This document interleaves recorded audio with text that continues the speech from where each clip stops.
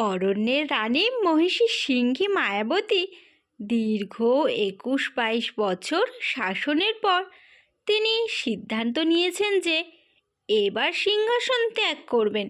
কিন্তু তিনি এটা জানতেন না যে তার এই ত্যাগ তার প্রিয় দুই সন্তানের মধ্যে বিভেদের সৃষ্টি করে হিংসার বিষ বৃক্ষ রোপণ করবে। আমার প্রিয় সদস্যগণ ও আমার সন্তানেরা, দীর্ঘদিন ধরে এই বিশাল অরণ্যের আর এই মূল্যবান সোনার সিংহাসনকে আগলে রেখেছি, কিন্তু আজ আর আমার শরীর সাথ দিচ্ছে না। তাই আমি চাই তোমাদের সকলের সহমতি নিয়ে আমার দুই পুত্রের মধ্যে দায়িত্বের ভার তুলে দিতে। অর্থাৎ আমি চাই তোমরাই এখন আজ থেকে দায়িত্ব বুঝে নাও। মায়ের মুখে এই কথা শুনে বড় পুত্র বিক্রম বলল, মা, এ তো অতি উত্তম সিদ্ধান্ত। আমিও এটাই অনেক দিন ধরে ভাবছিলাম।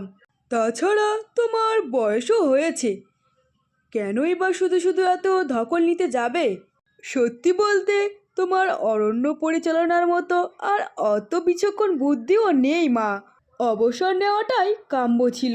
অবশেষে যে তুমি নিজে থেকে সিদ্ধান্ত নিয়েছো, এতেই আমরা খুশি।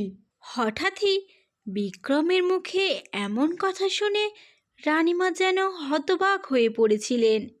বাহ, এই যে দেখছি আমার পদত্যাগে প্রিয় পুত্র বিক্রম ভীষণ খুশি হয়েছে। বেশ ভালো। আর্য, তুমিও বুঝি ভীষণ খুশি হয়েছ? চুপ করে আছো যে? না মানে মা, ভালোই তো হয়েছে। তোমার শরীরের কথাটা তো ভাবতে হবে, তাই না? বয়স হয়েছে তোমার। তাছাড়া কি আর্য? তাছাড়া আমরা বড় হয়েছি। তুমি থাকতে থাকতে আমাদেরও তো বুঝে নিতে হবে কিভাবে শাসন করতে হয়, তাই না মা? মায়াবতী তার প্রিয় সন্তানদের এই উক্তি যেন ঠিক হজম করতে পারলেন না। তার ভাবনা কিন্তু চুরমার হয়ে গেল। মা, বলো বিক্রম, চুপ করে আছো যে? আমাদের দায়িত্ব বুঝিয়ে দিলে না? আমি আশ্চর্য হয়ে যাচ্ছি বিক্রম।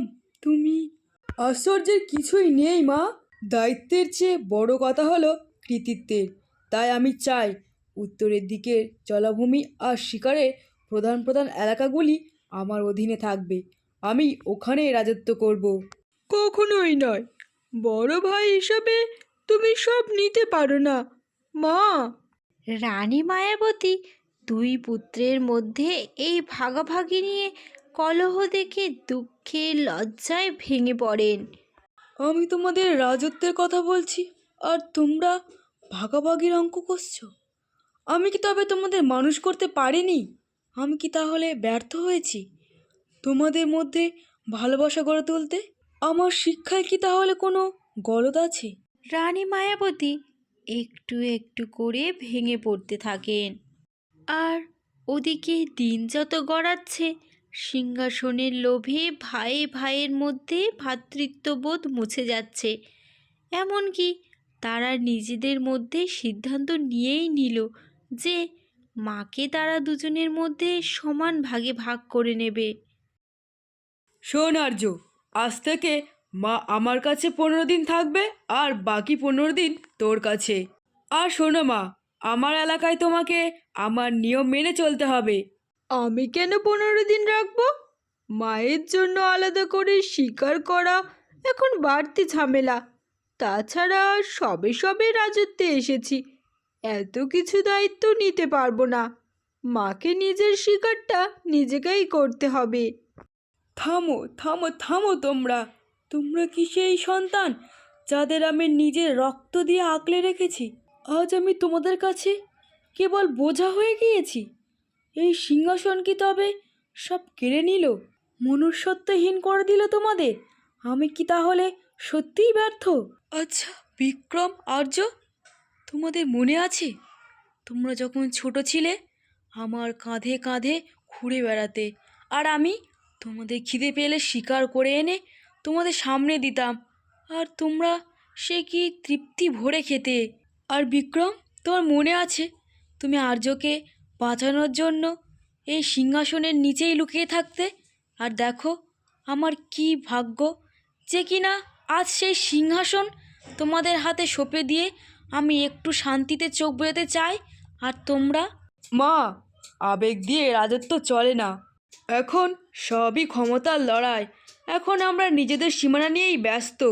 সন্তানদের এই নির্লিপ্ততায় মায়াবতীর হৃদয়ে কুঠারাঘাত করল। তিনি দেখলেন তার প্রিয় সন্তানদের চোখে তার জন্য কোনো সম্মান নেই, আছে শুধু ক্ষমতার দম্ভ। মায়াবতী মনে মনে ঠিক করে যে সে আর এই রাজত্বে থাকবে না, সেই রাজ্য ছেড়ে চলে যাবে। না না না, আর একটুও সময় এখানে নয়, যেখানে মমতার চেয়ে ক্ষমতার দম্ভ বেশি, যেখানে এই মায়ের আর কোনো স্থান নেই, সেখানে এই মায়াবতী আর এক মুহূর্তেও থাকবে না। তোমরা থাকো তোমাদের সিংহাসন নিয়ে, আমি চললাম। থাকো তোমরা তোমাদের ক্ষমতা নিয়ে। মায়াবতী সেই রাতেই অরণ্য ছেড়ে অজানা পাহাড়ের দিকে চলে গেল। আর এদিকে বিক্রম আর আর্যের মধ্যে শুরু হলো চূড়ান্ত ষড়ঘাত। কোনো বাজ বিচার নেই, কোনো শাসন নেই, শুধু আছে অন্যায় অত্যাচার। অরণ্য অশান্ত হয়ে উঠল, আর সুযোগ বুঝেই হায়নাদের দল সীমানায় হানা দিতে শুরু করলো। এসব কি শুরু হলো? রানীমা, আপনি কোথায়? আমরা আর অত্যাচার সহ্য করতে পারছি না। হায় হায় হায়, এ কি হলো? রানীমা, আপনি ফিরে আসুন। এইভাবে প্রতিহিংসায় দুই ভাই ক্ষতবিক্ষত, দুজনেই আজ আহত। মায়াবতীর সাজানো রাজত্ব আজ ধ্বংসের মুখে। প্রজারা সবাই বিদ্রোহ শুরু করেছে। আর্য, আমরা এ কি ভুল করলাম ভাই?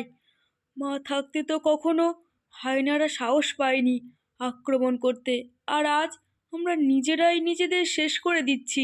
এ কি হয়ে গেল ভাই? আমিও ভুল করেছি বড় ভাই। সিংহাসনের লোভে আমি কিনা মাকেও অবহেলা করলাম। আজ আমি বুঝতে পারছি মা ছাড়া এই রাজত্ব কেবল একটা মরুভূমি। চলো আমরা মাকে খুঁজে আনি। ঠিক বলেছিস ভাই, চল। দুই ভাই দীর্ঘ পথ অতিক্রম করে অনেক খোঁজাখুঁজির পর অবশেষে এক পাহাড়ের পাদদেশে মায়াবতীর সন্ধান পেল। মায়াবতী প্রায় শীর্ণকায় হয়ে পড়েছে, কিন্তু তার চোখে আজও সেই রাজকীয় তেজ জ্বলজ্বল করছে। মা, মা, তোমার এ কি অবস্থা হয়েছে মা? আমরা কি অবহেলা করেছি মায়ের? মা, আমাদের ক্ষমা করো। আমরা বুঝতে পারিনি যে পৃথিবীর সবচেয়ে বড় সিংহাসন হলো তোমার কোল। আমরা ক্ষমতার লোভে অন্ধ হয়ে পড়েছিলাম, ঠিক ভুলের বিচার করতে পারিনি। মা, তুমি ফিরে চলো। আমাদের রাজত্ব ধ্বংস হয়ে যাচ্ছে মা, আমাদের বাঁচাও তুমি। মায়াবতী সন্তানদের মুখে সমস্ত কথা শুনে বলল, তোমাদের শিক্ষা হয়েছে তো? বুঝতে পেরেছো তো? রাজত্ব কেবল তলোয়ারে চলে না, চলে একতায়, ভালোবাসায়। মা, তুমি ফিরে চলো। আমরা আর ভাগাভাগি চাই না। আমরা তোমার ছত্রছায়ায় মিলেমিশে থাকতে চাই মা। মায়াবতী আবারও ফিরে এলেন তার রাজত্বে। তার গর্জনে আবারও কেঁপে উঠল জঙ্গল। হায়নারা পালিয়ে গেল জঙ্গল ছেড়ে। রাজসভায় আবারও সিংহাসনে বসলেন মায়াবতী। তবে এবার দুই পুত্রকেই দুপাশে নিয়ে বসলেন।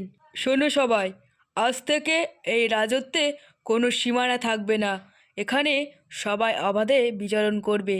না থাকবে কোনো হিংসা, না থাকবে ক্ষমতার লোভ। কেবলমাত্র ভালোবাসা আর ত্যাগের মাধ্যমেই এই অরণ্য টিকে থাকবে। মায়াবতীর এই ঘোষণার মাধ্যমে জঙ্গলের এতদিনের অরাজকতার অবসান হলো। বিক্রম আর আর্যর মধ্যে কোনো বিভেদও আর নেই। অরণ্যে আবারও ফিরে এলো সুদিন। সবাই মিলে মিশে সুখে শান্তিতে বসবাস করতে লাগলো।